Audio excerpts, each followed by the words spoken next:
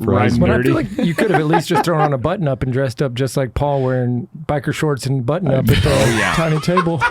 He wanted to show his potential future wife that he was. That looks like pants. The way this is not even fair. You can't get up on the chair. No, I'm not. No, people got to see your kneecaps, bro.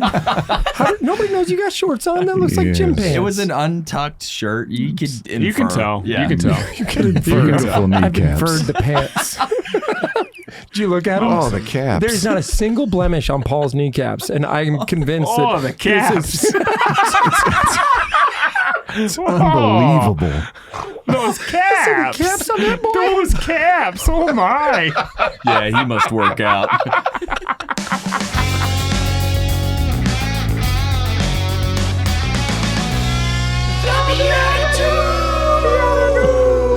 Hello, BeatiDudes worldwide. Welcome to another fun episode of the BeatiDudes, a podcast for Christian men seeking to grow in holiness by learning from and with each other as we walk arm in arm to eternity, through the Trinity, through fraternity, all of the above. Doing it. Yep. We're back. We're back. My name is Paul Kolker. I'm back with Jeff Schiefelbein. Glad to be with you, Paul. And Mick Bezner. Back and better than ever. And we've got Brian Manhart here with us. And if you didn't catch the Monday episode, go back, listen to it. It's phenomenal about trusting, taking the next step. All kinds of great things about his retreat facility. Just a lot of cool stuff that we learned. So make sure you listen in for that one. They're like go where you're sent. I really like that. Yeah, it's a good thing to hold on to. And the words matter. We got a lot out of that. Yeah. And if you're here with us on Friday, share, like, and subscribe, please. That'd be great. 5 stars. And if you're here with us any other day of the week, please share, like, and subscribe. 5 stars. Thank you, Jeff. Nick's line. Only if you think it's worth 5 stars. If you don't, then do nothing. Yeah. Nowhere in between, please. We hot or cold. If you're lukewarm, we will vomit you out of our mouths. That's good. Biblical. Book of Revelation. All right. But, we're going to do something weird with today's episode because that's who we are and that's what we do. Nailed it. We're going to have Brian host the show. Woo! So are you telling me where he has to follow where he's led? I think he has to go where he's sent. Here it is. I've got to go where I'm sent. I guess the first thing is look up at the whiteboard up here, and I'm looking at Nick, Paul, and Jeff's name. Jeff is old, Paul is hair, Bingo. And Nick is eyebrows. Wink, wink. Yep. The kicker is I think I could potentially go neck and neck with eyebrow guy over here because it's pretty good. Of Wait, how old are you? 50. I mean, come on. Even older. I can't do old. It's just if I wouldn't trim these bad boys up just a little bit, they'd be hanging over my eyeballs. He and I kind of have the same hairline. If you look at it, there you go. You're right. The widow's A little bit peak. of All width. right. This is amazing. We've got our replacement. I'll be over here. He could be any of those. Oh, yeah. He could be old. He could be hair. He could be eyebrows. When we need a pinch hitter, we'll just call him up. Yes. Bring me in. So I was told 30 minutes ago that I was going to be leading this episode. For that, I am forever grateful. Looks like we made it. But when I arrived today a little bit early, Nick sat down with me and I said, Nick, here's my only concern about the BeatiDudes and me being on the show is that I'm more of a question asker than I am a question answerer. I feel like that questions open conversation. I feel like statements close it. So I've always kind of erred on the back end and ask more questions. So this is like a treat. Rock and roll. And on the Monday episode where we talked about just going where you're sent, which is essentially what I've done. Some people say go where the wind blows you. I don't know. I think that the wind blows in a certain direction on a consistent basis, especially in Kansas. Always one direction at like 140 mile an hour. I think this is the right thing to do, and I feel like at peace. You're making this deal happen. But there were a couple of questions that were circulating inside of my head as I was traveling down here, and probably for each of you. Sure. But Jeff, the first question I've got for you is, how did this all begin? Like, where's the origination of Undivided Life, BeatiDudes? Like where's it come from, and why is it that you've decided to make this your life's mission? Yeah, so this goes way back for me, and I think it's this whole idea of trying to have this very practical way of living, that I would try things, and if they somehow filled me or made me a better person, or I wanted more of that, I would do more of that. And I know that sounds really basic, but it's how I came stronger into my faith instead of waiting until I was an old man to really get serious about it. Right. I did crazy things and dumb things and got to do cool things in New York City. And none of the things that were worldly ever added up to be a way of satiating my desires. It was more like a short-term fun or high or whatever. Not high, it wasn't drugs. But anyways, all that to say... No, but like a sugar like rush. a high point. Thank you. But then every time I did something that was true and good and beautiful related to my faith, right? So it could be morning prayer with the old men at the church, or it could be a pilgrimage or a retreat, or even just being in prayer in daily mass. It was all those things that I started doing just little bits of. It really started to stay with me, to stick with me. So the short version of this is I realized that the love of Christ is the love that satisfies. And I wanted that because everything else was so shallow and short term that it just didn't feel right. And then the more I studied and explored how faith was intertwined in every part of my life, it's like the smarter I became so that I would never go back to being stupid, but it also made me so smart that I realized how stupid I still was. Like I was so far away. That's right. Wow. And in that, I just kept finding, okay, if I speak about faith, do I get attacked? Does it lead to better conversations? Could I do 10% of my speeches where faith is more present and not just kind of an undertone? And every time I did those steps, this is 12, 15 years ago, it just opened more of who I was. And finally, I read this document. It was called The Vocation of the Business Leader. And it talked about how living a divided life is one of the banes of our existence as humans because we don't have a bifurcated soul. And so I started talking about how we're all called to live an undivided life and we need to be on that pursuit together. And I started giving speech after speech where I would bring that up. So when I was given a chance to have a show on Catholic radio, my wife helped me name it Undivided Intention. 4 years in, when I was going to quit Undivided Intention, I interviewed Paul Kolker and couldn't believe the on-air chemistry within 12 minutes. And we had done one little project together. We barely knew each other. I was like, you have to be my co-host. I'll keep doing this show in perpetuity. Let's do this. Not a sidekick. I want to do the show with you. We'll have bits. We'll do whatever. That's now 4 years into this. A couple years into that, they asked if we wanted to maybe do a show on a bigger stage. And in a cool brainstorm, we came up with a couple names. And the one we liked the most was the BeatiDudes. Right. We're like, let's see. And Guadalupe Radio Network was like, we're not ready for the BeatiDudes. But your kids are going to love it. And so the way that extrapolated out even further is when I finished a 2-year discernment, knew I was going to leave my old energy company and pursue this place where it was bringing culture and strategy and these concepts that I didn't come up with, right? It's the social teachings of the church, but bring those to businesses. Nick latched on to the idea. We became business partners. And I said, I know we're going to be making these online courses, and I've always wanted to have a studio where we could build this out. I said, if we're going to buy some of it, can we just buy all of it? And he's like, what does that mean? I go, 4 microphones and some cameras, and then we can have the BeatiDudes. It was like, I trust you. Right. What's really wild is Nick and Paul did not know each other at that point. Yeah. And I don't mean this like... I knew Paul's brother. Yeah. Weirdly, yeah. Y'all were connected at A&M. Yeah. Nick knows, I think they both know when I say this, what I'm trying to get across, but it's hard to put into words. There are things that make so much sense to me that I can see them, but not in a gift of prophecy, in a gift of knowing what is truly being created, not by my will or shoving it through, but kind of this clarity of the Holy Spirit. And I'm not saying I could have predicted the way people have reacted to the BeatiDudes, but no part of this surprises me that it's had the impact it's had. Right. So that's a really lot of stuff crammed into one answer, but it's this wide open reception of the Holy Spirit leading what's next. And I have that at home. I have it at work. I have it in the BeatiDudes, and I don't see a difference in any of these. They're just all together. Right. So in that particular circumstance, how many episodes of the BeatiDudes are there? We right just now released 170. Yours is like 186 or 90 or something like that. Okay, so you're looking at you're pushing into 200 episodes with different people coming on and encouraging others and working to encourage others to live out their faith and et cetera, et cetera.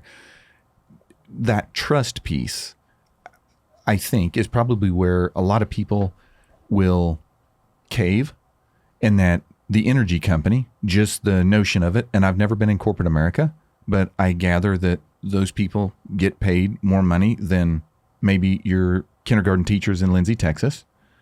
And so if you trust that feeling that you're supposed to be the kindergarten teacher, what would any of you say to somebody who's out there trying to figure out, how do I build the courage to make this decision that's going to affect my life financially, location, whatever the case is, but I'd really trust that this is the direction that I'm supposed to go? What kind of feedback would you give that person?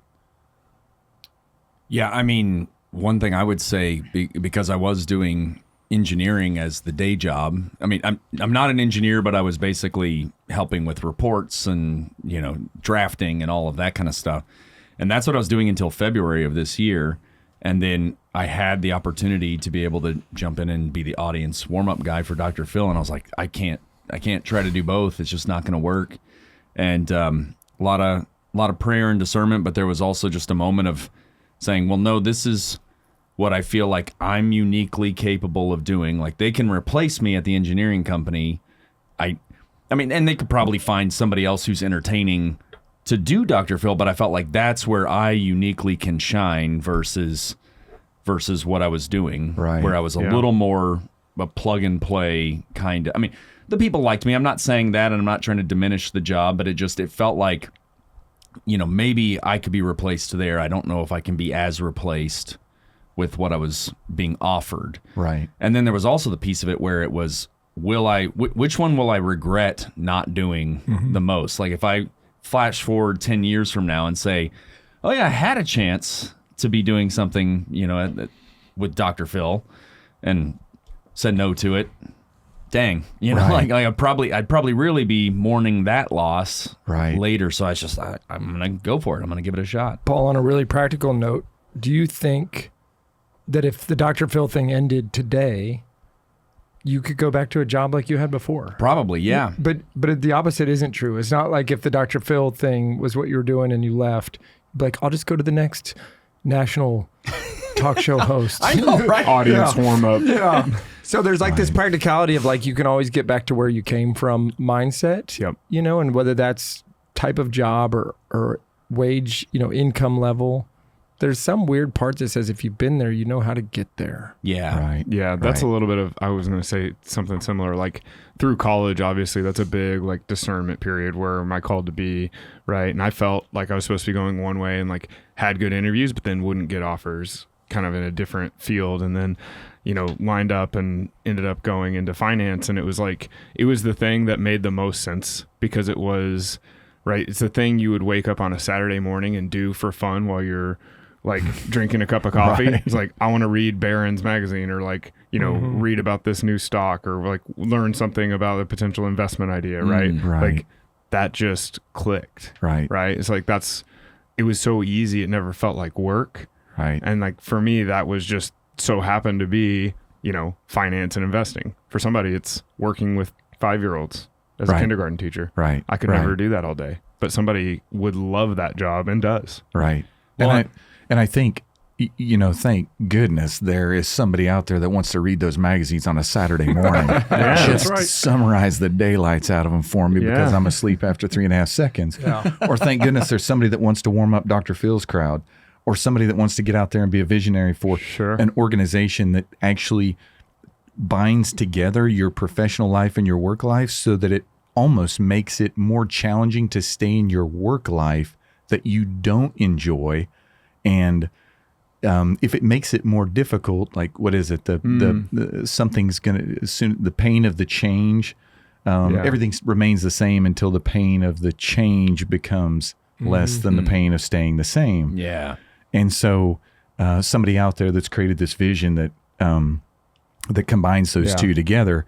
Otherwise, we're going to go down a pathway that has people not following what they are that they love to do and they're gifted at, and people who aren't encouraging those same patterns, and then you get into a workforce that the majority is just, I don't like what I do, I'm doing it for the money, and I don't see a way out. But if you've got a personal life that's encouraging fulfillment and a combination of both, and we are just one person that's operating in two different places, it makes it a little bit easier to essentially follow that calling, I think. Yeah, if that makes sense. Like take courage, be prudent, but also understand, like, play through the worst case scenario, right? Right. Worst case scenario, go back and get your old job or something similar. Right. Yeah. Okay. Yeah. I can live with that.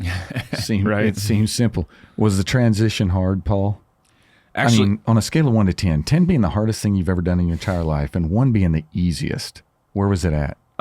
well, so it's kind of wild because it actually came about as the only thing I can say is as the result of a prayer. I said a very intentional prayer after years of trying to pursue all of this acting, improv stuff, and I was driving past. So I was actually at a workshop in LA, and I was driving past one of the studio lots out there. I think it was the Warner Brothers lot or something. But as I'm driving by, I just said this prayer.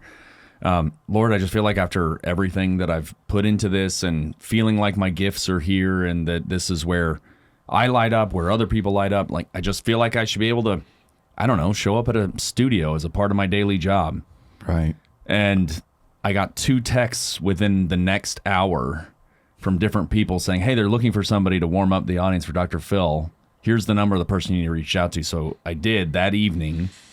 And then they said, can you come in tomorrow? And I said, well, I'm flying back from LA tomorrow. Like, I can't do it then. They said, what about Tuesday? And I said, great. And so then by Wednesday, I knew I had booked the job. You drove by a studio in LA and found an acting gig in North Texas. It's crazy. Isn't that wild? It's wild. Yeah, but so there was also just that sense of, like, I knew from years of not pursuing it as intentionally or intensely as I probably could have or should have, that there was this kind of emptiness of feeling like, well, I'm doing the thing that gets me a paycheck, and it's, a decent paycheck, but I there's this kind of emptiness of feeling like I'm not really doing what I'm made to do. Right.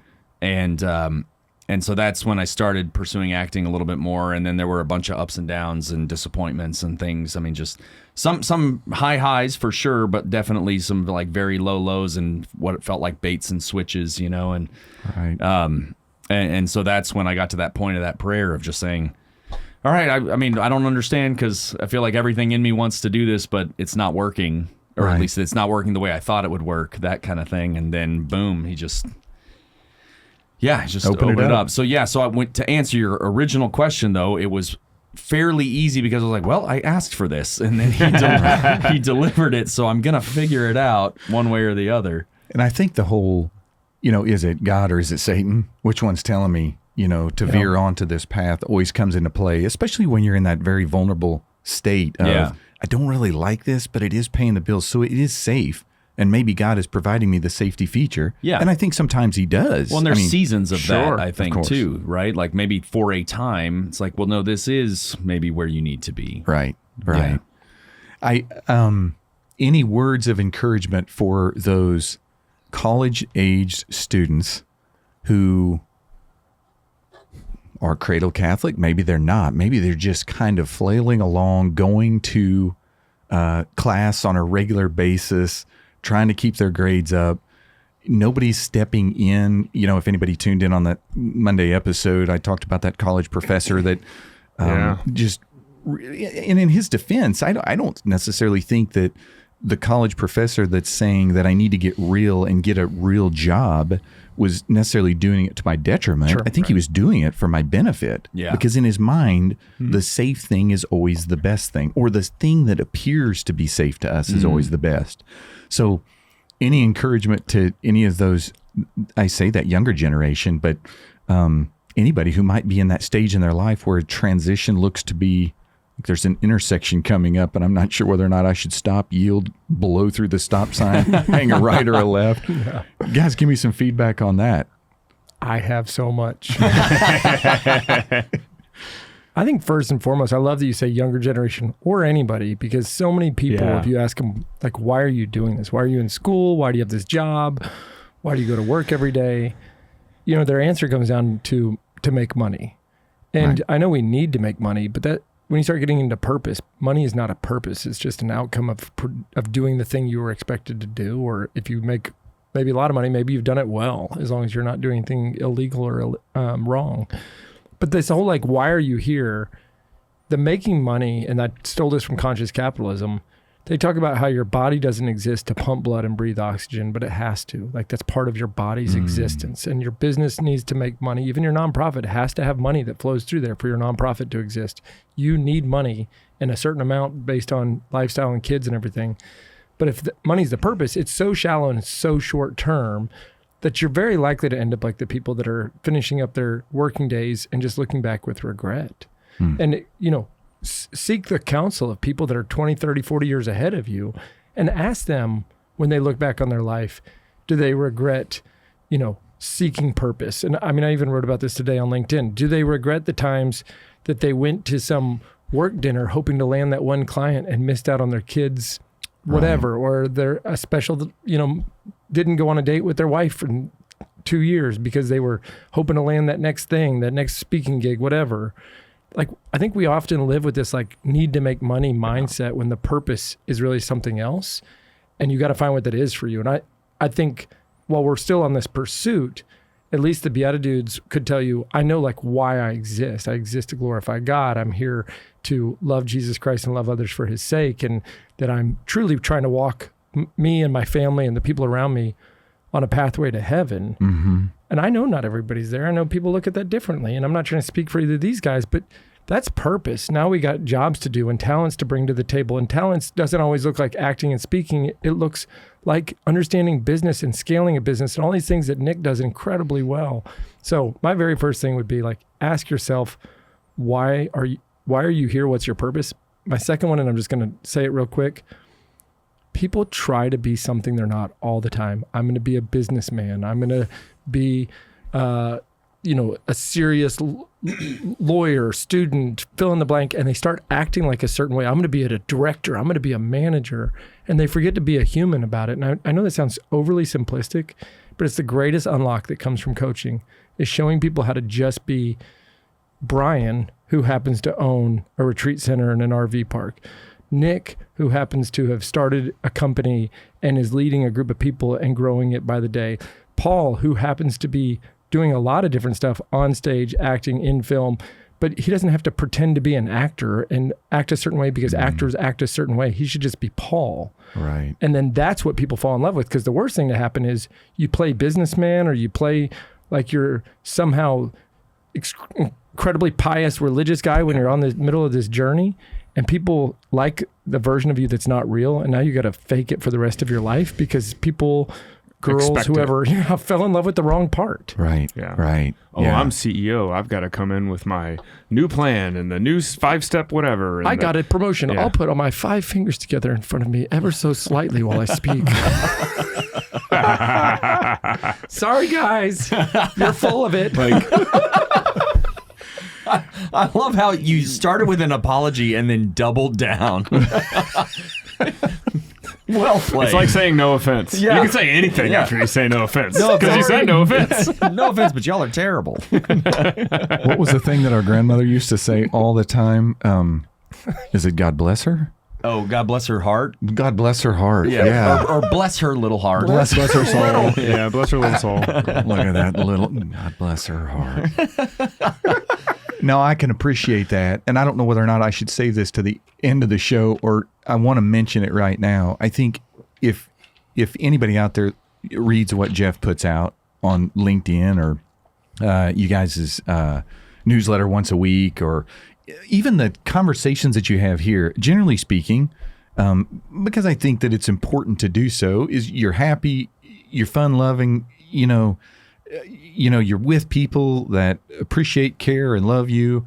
Your families are doing great, the whole thing. But there is, and so I think sometimes there's a question, how authentic are these guys being? And I think it's important for every one of your viewers to recognize, like, Jeff comes in here with a wristband on. He's been at the hospital all day with his 3-year-old Benny, getting an MRI done on him. I caught wind this morning through a third party that was happening today, and I got concerned that he just forgot that I was supposed to show up on the show because there were this other thing in his life that was just extraordinarily bigger thing. Jeff has a timeshare at the hospital. That's it. He probably should. I have to use it. There's valet for one. Which one, Jeff? It's just Jeff. And it's something I would say to that, first of all, is for the super fans that have watched almost every episode or every episode of the show, there's a lot of stains on here from the tears that have been shed on this show. And so there's no holding back there. But it's also interesting. If you have 7 kids, especially with some of the ones that I've gone through, Ambrose being a miracle boy and Benny being in the middle of this brain cancer, I made business calls today during the 3 hours that he was sedated because my wife was reading a book and I was walking around in the beautiful sunshine, just enjoying the day. Right. And people are like, do we need to do this another time? And I'm like, no, this is my life. So this is actually the perfect time because in a little while, I'm going to be cuddling my boy as he comes out of sedation. So now is actually the best time to just sit around and have a conversation that I actually do want to have. Like, it's pretty fun to have. Right. And in 20 minutes, I'm not going to take your call because you're not important to me at that moment. That's exactly right. Yeah. Not the priority. Not the priority. Yeah. Here's one for you. Do you have that level of candid response when somebody asks if you can do something or if you're available, and instead of saying, no, I've already got plans or I'm busy, do you ever say, no, that's just not going to be a priority for me on Thursday evening? Nick knows I do this to people. It's trippy. People are like, what? Yeah, sorry, doing that retreat for no money on a Saturday is not a priority for me. Yeah. Right. People say, okay, well, I'll tell them you're busy. And I said, don't. Tell them that I don't want to do it. Right. I'm not available. I'm doing other things that are more important to me at that moment. Including sitting near my kids. Right. Makes me think, I forget, it's probably been on a few different comedy TV shows, but there's a line that I think it's in Parks and Rec. Somebody says like, I can't be there because I have no desire at all. That does sound like Parks and Rec, yeah. Man, I had a guy from a nonprofit just try to get time with me, and I gave him 10 minutes, and he still didn't get to the point. I got surrounded by people to converse. And I gave him another 5 minutes, and I was walking with him. I said, do you have a question for me? And he goes, yeah, how interesting is this to you? And I go, not at all. Yeah. Just being upfront. And I mean, it was like, oh, God.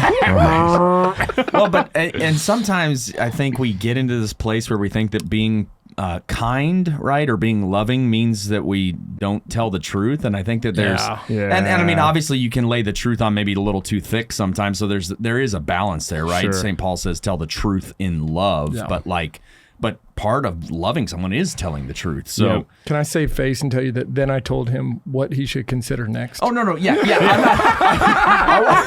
So I know. Wow, Jeff. No. Landing the plane. But then he still missed it. I said, hey, here's this, and I said, and because I want you to succeed and I want the thing that you're raising money for to succeed, I said, if you come to me and say, Jeff, can you make an introduction to this person or this person? I will do that. And he goes, cool. So is there anybody you know that you could introduce me to? And I go, that's the exact opposite of what I just told you to do. Like, I'm not doing your homework. Right. So. Right. And then I said, with love.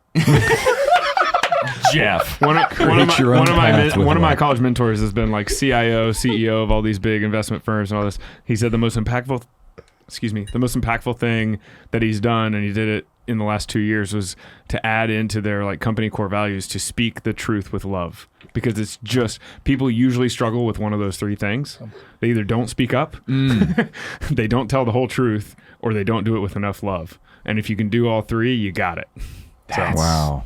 Awesome. Yeah, I love it. And I moved to the Lindsay community late in the game. Big town for you, coming from the grain fields of Greenfield. I mean, I was like, this town is 1,000 people. It's 4 digits. Big city. Not 3 or 2. They have 2 stop signs and a Bezner lane. Considering a stoplight in 2038. Yeah, exactly. That's part of their growth plan. Yeah. I had someone come, and I'm probably going to throw myself underneath the bus in this comment, but a few months after I moved to the local community, and there are a number of different barns sitting behind houses that don't actually hold vehicles or farming equipment or that kind of thing, but there's relaxation spaces and coolers and ice chests in them for people to relax and have fun and enjoy life. That's great.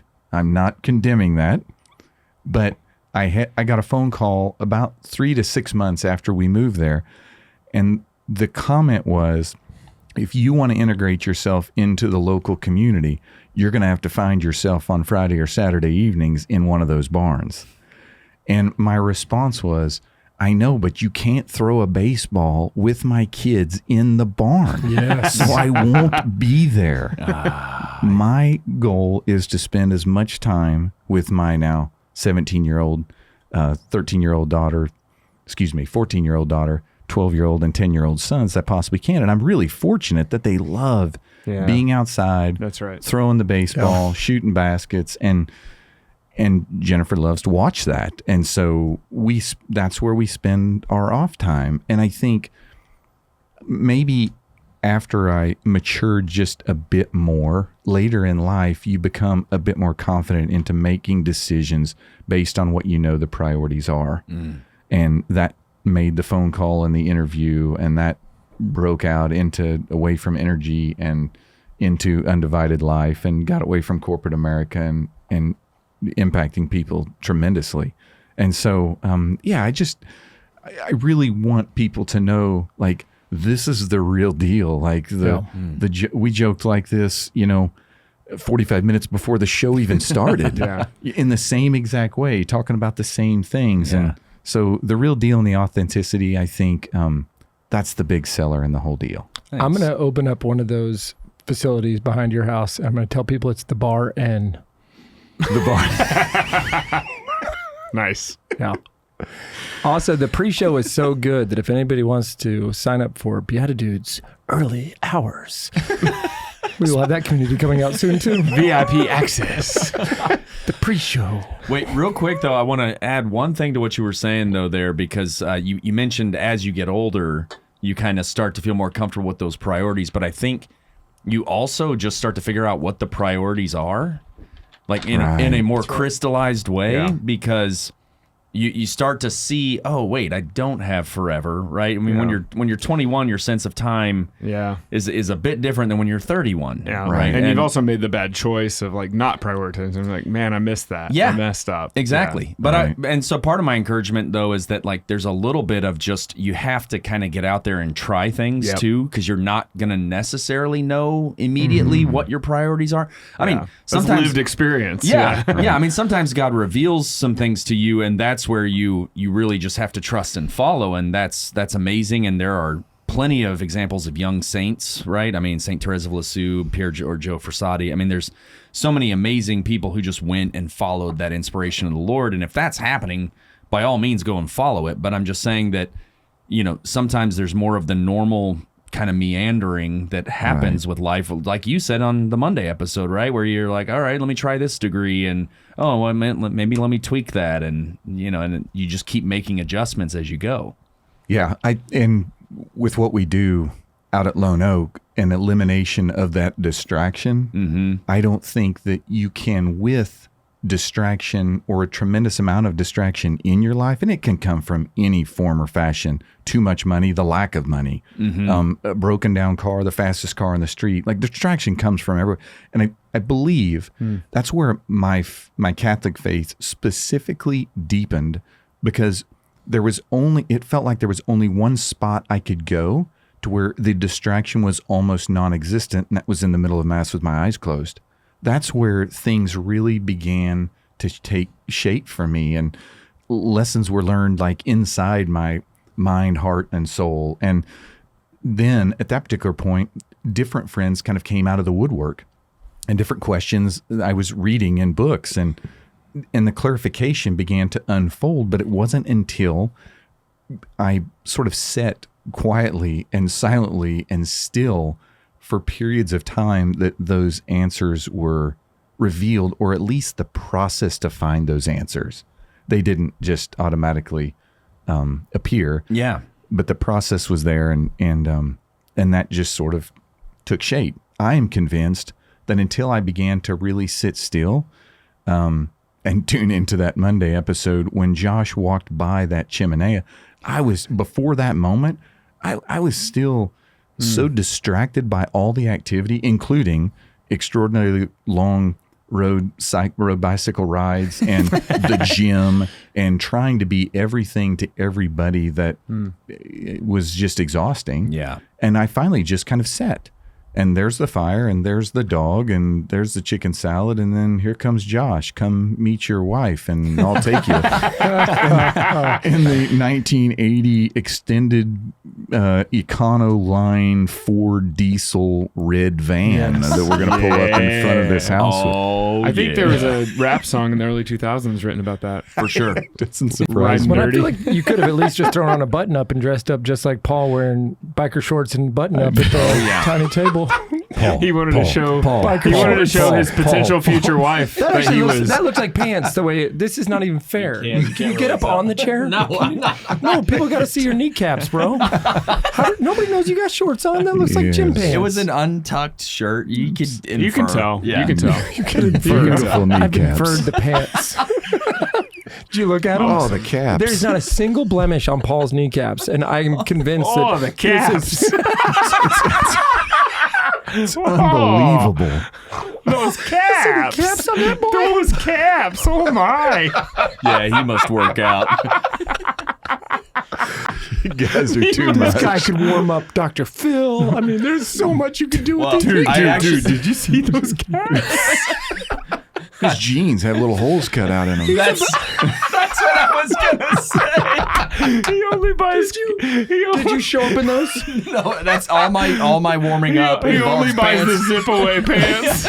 So he can show off the caps. It's like the opposite of knee caps. pads. Oh my gosh, we're gonna have to put a cap on this show. Yeah, pretty put a soon. cap on. Somebody bring a goat in here. Yeah, slaughter it. Slaughter the goat. I don't use lowercase letters in any of my emails because I'm all caps.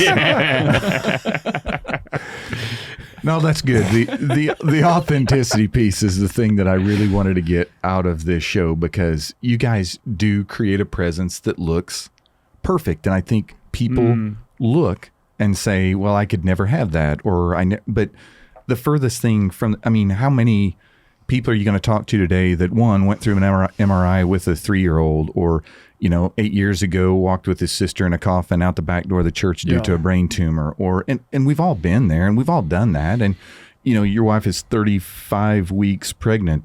That alone comes with its own set of challenges that that just happen and occur in the natural state of the world. That's right. The trees fall on houses and tornadoes come by, and I mean, it's just part of the deal. And so there's really nothing perfect, but how we're responding to it and the reason why we're responding in the way that we're responding is the thing that makes the difference. The thing I hope people hear in that, because I can see what you're saying too, but it's like this whole idea that if you're actually following God, you're pursuing God in this. God's always pursuing us. If we're pursuing God to the best of our abilities, then it's not just okay, it's expected that you would have joy in tragedy. You would have joy in sadness. You'd have joy in frustration. Like, you still are a complete human being, but joy doesn't leave you. Joy is not happiness. It's not laughter. Those are cool things when they happen. Right. But joy is something that is spiritual and is deep rooted, and it comes from Christ only. Right. And then if you have the joy of Christ in you, or you get to experience that often, then I got to tell you, like, I would cry myself to sleep a few nights in the month of April and May and still laugh through most of that day, because God gave me another shot to wake up and go have some fun and to be around my kids and to come here and do this with these guys. Like, and then sometimes I'd cry on here, and then we'd be laughing right away, because I don't have to pretend to be sadder than I am. I'm just sad at that moment. I'm just frustrated at that moment, whatever it is. And I still love to be with my friends. I loved more my wife and kids, just so you know, guys. It's all right. They're a priority too. Yes, thank you. Normally. But do you notice that the way, like, we've never sat differently when we sit here. And from the very beginning, I made sure I was touching kneecaps with Paul. That's a beautiful thing. thought I'm about them edging, caps I'm since edging day closer. I've rolled my pant leg up. I thought something felt different. And on that note, That is an interesting thought, Jeff, in that when I was out on the East Coast and in and around the time that the towers did fall, I feel like I was probably going to Mass every other week. Maybe I would skip 2 in a row once in a while. And I knew deep down inside that it wasn't necessarily good for me, but the the story behind that, and I told this to a younger person not very long ago, is even though like my hand wasn't reaching up and grabbing God's hand and saying, "Go tow me along. I know that you're there." Like my hands weren't, like my hands were other places, and I just, and I wasn't looking for that. I felt like I could do it on my own, but his hand was consistently on my head, dragging me to the places, quite frankly, that kept me safe. 1, 2, away from the people that I didn't need to be hanging out with. Nobody needs to go to the Cheetah Club in New York City at 11:30 at night when they open. It just wasn't healthy. But then he also drugged me into a situation where all of a sudden I'm getting off a plane in Hawaii, being picked up by Billy Ripken, Cal's younger brother, and going to work at a baseball camp, for a week with Cal Ripken and 13 other baseball players, Hideo Nomo, and because they didn't know what to do with kids after they were off the baseball field, and I was reasonably good with them.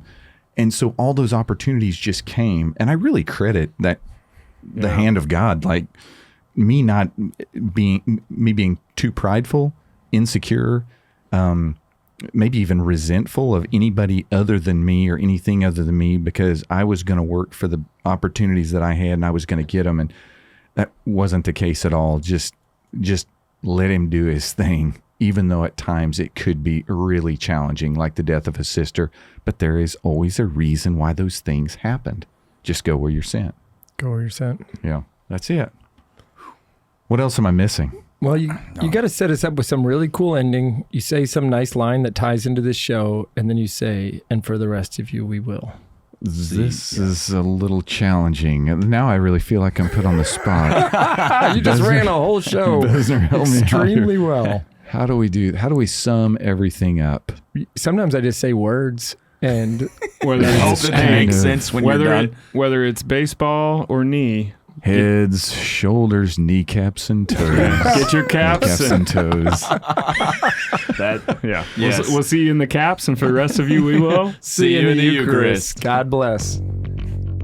Thanks for tuning in. If you'd like to join us at our undersized table, subscribe to the video version of the show on YouTube by typing @ that's the symbol @, so shift and 2 on your keyboard, @ the _ BeatiDudes on YouTube.